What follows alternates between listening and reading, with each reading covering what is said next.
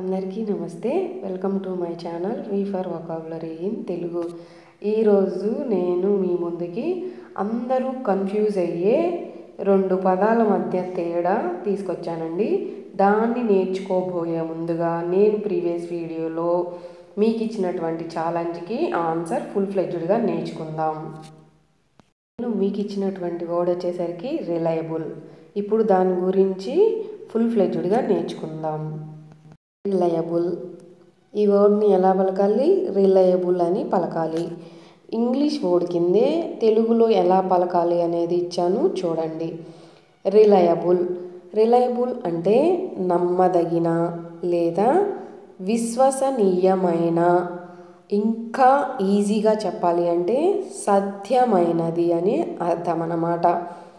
So మనకు అర్థమయ్యే భాషలో చెప్పాలి అంటే ఎవరినైనా లేదా ఏదైనా పూర్తిగా నమ్మి వాళ్ళ మీద ఆధారపడే సందర్భంలో మనం ఇంగ్లీష్లో చెప్పాల్సి వస్తే మనం రిలయబుల్ అనే అడ్వాన్స్డ్ వర్డ్ని వాడతామండి. సో జనరల్గా మనం దీని ప్లేస్లో ఏం వాడుతూ ఉన్నాం? Good, well founded, well grounded, genuine, true, safe, responsible, loyal అని చెప్పాల్సిన సందర్భంలో మనం అడ్వాన్స్డ్ లెవెల్లో రిలయబుల్ అని వాడతాము. గుర్తుపెట్టుకోండి. ఎవరైనా కాంపిటేటివ్ ఎగ్జామ్స్ ప్రిపేర్ అయ్యేవాళ్ళు ఇవన్నీ సినానిమ్స్. ఎందుకంటే మనకి ఖచ్చితంగా ఒక సినానిము, ఒక యాంటోనిమ్ ఇస్తారండి. ఖచ్చితంగా చూడండి. ఇప్పుడు ఇంకా ఎలా ఉంది పేపర్ అనేది నాకైతే తెలియదు. ఇంకా మల్టిపుల్గానే ఉండొచ్చు. ఇవి చాలా యూజ్ఫుల్. అందుకని నేను ప్రతి వీడియోలో చెప్తున్నాను. గుర్తుపెట్టుకోండి. నోట్ చేసుకునే వాళ్ళు నోట్ చేసుకోండి. ఇది చంకు మెదడు ద్వారా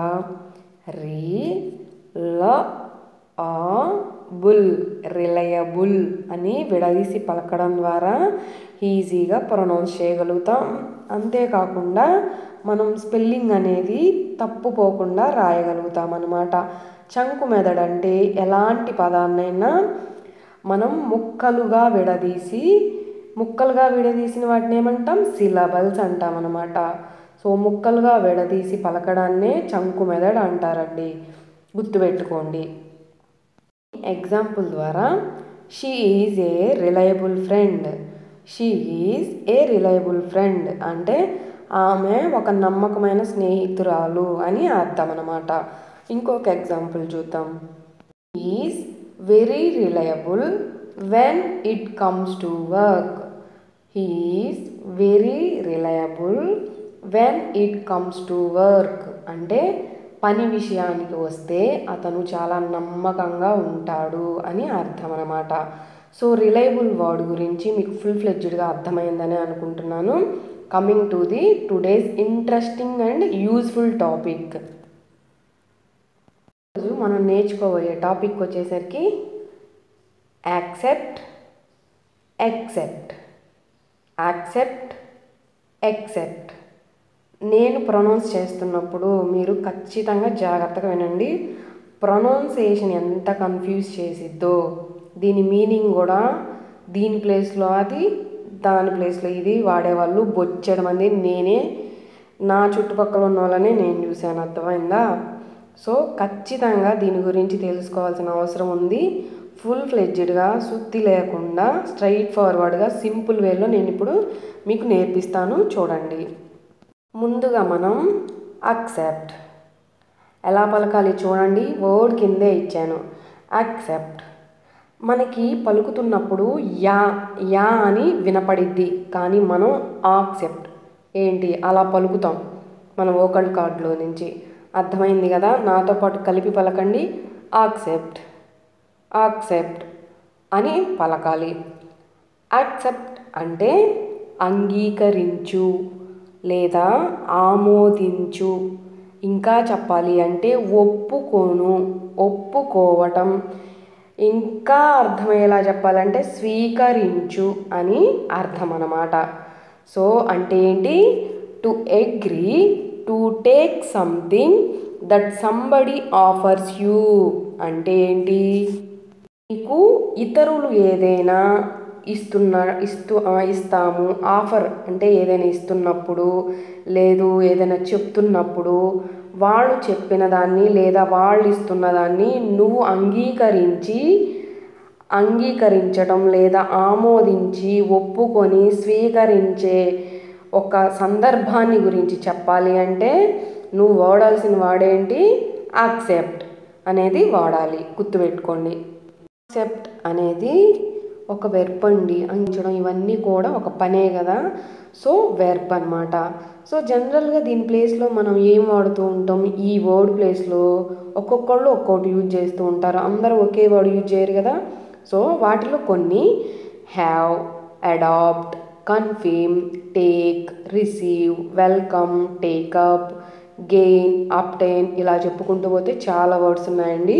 ఇవి కొన్ని మెయిన్గా ఇంపార్టెంట్ అనమాట, ఎక్కువగా ఫ్రీక్వెంట్గా వాడుతూ ఉండే వర్డ్స్. సో అర్థమైంది కదా.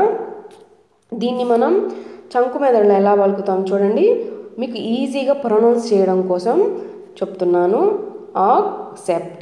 యాక్సెప్ట్, అక్సెప్ట్ అని ఈజీగా ప్రొనౌన్స్ చేయడంతో పాటుగా స్పెల్లింగ్ అనేది తప్పు లేకుండా రాయడానికి ఈ చంకు మెదడు అనేది ఉపయోగపడిద్దండి. ఆ బాక్స్లో నేను మీకు ఇచ్చింది చంకు మెదడ్, గుర్తుపెట్టుకోండి. ఎగ్జాంపుల్స్ ద్వారా చూద్దాం. ఫస్ట్ ఎగ్జాంపుల్ వచ్చేసరికి ఐ యాక్సెప్ట్ యువర్ ఇన్విటేషన్. నేను నీ ఆహ్వానాన్ని అంగీకరిస్తున్నాను, తీసుకుంటున్నాను, స్వీకరిస్తున్నాను అని అర్థం అన్నమాట. సో సెకండ్ ఎగ్జాంపుల్ వచ్చేసరికి she accepted the job offer. ఆమె ఉద్యోగ ఆఫర్ను స్వీకరించింది. సో నేను ఎందుకు ఇన్ని ఎగ్జాంపుల్స్ తీసుకున్నానంటే మీరు ఇంకా కన్ఫ్యూజన్ అనేది ఈ యాక్సెప్ట్ గురించి కానీ ఎక్సెప్ట్ గురించి కానీ అసలు ప్రొనౌన్సేషన్లో కానీ వర్డ్ అనేది వాడేటప్పుడు కానీ కన్ఫ్యూజన్ రాకూడదు. ఇంకా ఇంత మనం బాగా నేర్చుకున్నాక అందుకోసమే మనం మోర్ ఎగ్జాంపుల్స్ ఈరోజు నేర్చుకుంటున్నాం అన్నమాట. థర్డ్ ఎగ్జాంపుల్ వచ్చేసరికి హీ యాక్సెప్టెడ్ హిస్ మిస్టేక్. అతను తన తప్పును ఒప్పుకున్నాడు. సో యాక్సెప్ట్ అంటే మనం ఏదైనా సరే అంగీకరించడం, స్వీకరించడం, ఒప్పుకోవడం, ఇన్ని సందర్భాలలో మనం వాడతాము, గుర్తుపెట్టుకోండి. సో యాక్సెప్ట్ గురించి మీకు ఎలాంటి డౌట్లు లేవని అనుకుంటున్నాను. Coming to the next topic వచ్చేసరికి యాక్సెప్ట్. ఈ వర్డ్లోనే ఉంది యాక్సెప్ట్. ఏది నాతో పాటు కలిపి పలకండి, యాక్సెప్ట్. చాలామంది ఈ ప్రొనౌన్సేషను ఖచ్చితంగా కన్ఫ్యూజ్ అవుతున్నారు. యాక్సెప్ట్ ఓకేనా. సో బాగా వినండి. సో యాక్సెప్ట్ అంటే దీని అర్థం ఏంటి? తప్ప, మినహాయించి, లేదు అంటే విడిచిపెట్టడం, వదిలివేయడం అని చెప్పాల్సిన సందర్భంలో అడ్వాన్స్డ్ లెవెల్లో మనం యాక్సెప్ట్ అని వాడతామన్నమాట. సో మనం యాక్సెప్ట్ని ప్రిపోజిషన్గా వాడతామండి, వెర్బ్గా కూడా వాడతాము. సో మీకు ఇక్కడ బాక్స్లో ఫస్ట్ ఇచ్చిందేమో ప్రిపోజిషన్గా, సెకండ్ ఇచ్చిందేమో వెర్బ్గా అన్నమాట. సో ప్రిపోజిషన్గా ముందు చూద్దాం. Not including somebody or something అంటే దేనినైనా కలపకుండా లేదంటే ఎవరినైనా కలపకుండా ఉంటే అది ప్రిపోజిషను. ఓకేనా. అంటే మినహాయించి, ఏంటి, తప్ప అన్న సందర్భాలు. నెక్స్ట్ వెర్బ్గా తీసుకున్నప్పుడు వెర్బ్ అంటే ఏంటి? పని.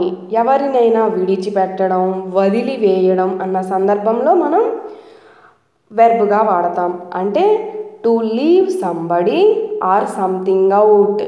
ఎవరినైనా విడిచిపెట్టడం లేదా వదిలివేయడం. అర్థమైంది కదా మీకు? క్లియర్ కదా మనం ఎలాంటి సందర్భాల్లో యాక్సెప్ట్ని వాడతామనేది. సో దీన్ని మనం జనరల్గా exclude, apart from, but, besides, leave out, disregard. Regard అంటే ఏంటి? పరిగణలోకి తీసుకోవడం. డిస్రిగార్డ్ అంటే పరిగణలోకి అసలు తీసుకోకపోవడం అన్నమాట. సో అర్థమైంది కదా. ఇలాంటి సందర్భాలలో మనం అడ్వాన్స్ లెవెల్లో యాక్సెప్ట్ అని వాడతాము. సో దీన్ని చంకు మెదడులో ఎలా పలకాలి చూడండి. మీరు కన్ఫ్యూజన్ అవ్వాల్సిన పని ఏం లేదు, క్లియర్గా మీకు ఆ బాక్స్లో ఉంటుంది. ఎనీ టైం మీరు చెక్ చేసుకోవచ్చు. యాక్సెప్ట్, యాక్సెప్ట్ అని విడదీసి పలకడం ద్వారా మనం ఈజీగా ప్రొనౌన్స్ చేయగలుగుతాం, స్పెల్లింగ్ కూడా తప్పు పోకుండా రాయగలుగుతాం. సో దీన్ని మనం ఎగ్జాంపుల్స్ ద్వారా నేర్చుకుందాం. ఫస్ట్ ఎగ్జాంపుల్ వచ్చేసరికి everyone went to the party except me. Everyone went to the party except me అంటే నేను తప్ప అందరూ పార్టీకి వెళ్ళారు. ఎక్సెప్ట్ మీ, నేను తప్ప. అర్థమైంది కదా? సో అందరూ వెళ్ళారని అర్థం. ఇంకొక ఎగ్జాంపుల్ చూద్దాం. All shops are open except this one. All shops are open except this one అంటే ఈ దుకాణం తప్ప అన్ని దుకాణాలు తెరిచి ఉన్నాయి అని అర్థం అన్నమాట. మూడొక ఎగ్జాంపుల్ చూద్దాం. She eats all fruits except mangoes. She eats all fruits except mangoes.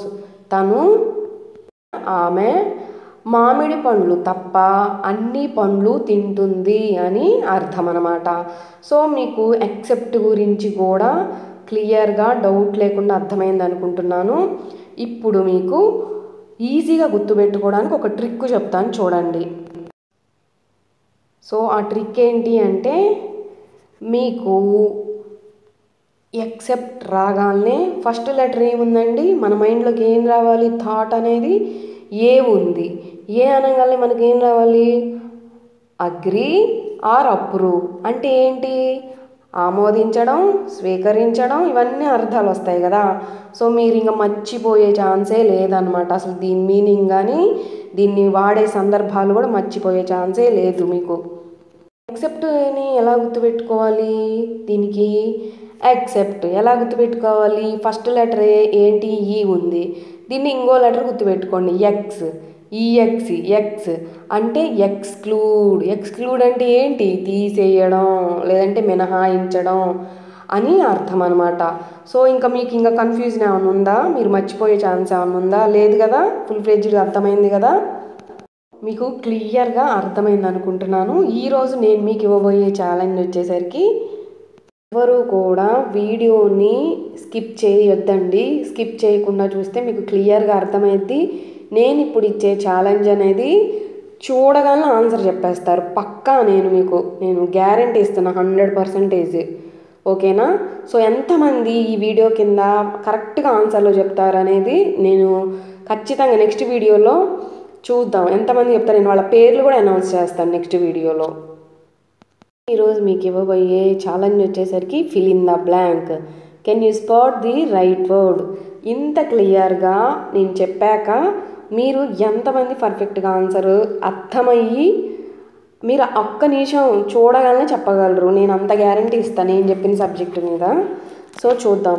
First challenge వచ్చేసరికి I dash the gift happily. దీని ప్లేస్లో ఎక్సెప్ట్ వచ్చిద్దా యాక్సెప్ట్ వచ్చిద్దా చెప్పండి. సెకండ్ ఛాలెంజ్ వచ్చేసరికి everyone is present dash Ravi. దీనికి ఎక్సెప్ట్ వచ్చిద్దా యాక్సెప్ట్ వచ్చిద్దా? ఖచ్చితంగా ఈ వీడియో కింద కామెంట్ చేయడం మర్చిపోవద్దు. సో మీకు అర్థమైందే అనుకుంటున్నాను. మీ అందరికీ అర్థమైంది. అందరికీ నేను నా సైడ్ నుంచి నా బెస్ట్ ఇచ్చాననే అనుకుంటున్నాను. మీకు కనుక నా హార్డ్ వర్క్ కానీ నేను చెప్పే విధానం కనుక నచ్చి యూస్ఫుల్ అనుకుంటే కనుక తప్పకుండా మర్చిపోకుండా లైక్ చేయండి. ఎవరికైనా యూస్ఫుల్ ఉంది అంటే కనుక షేర్ చేయండి. మీరు ఈరోజే చూస్తున్నారు, యూస్ఫుల్ కంటెంట్ అనుకుంటే కనుక సబ్స్క్రైబ్ చేసుకోండి. Thanks for watching my video. Thanks a lot.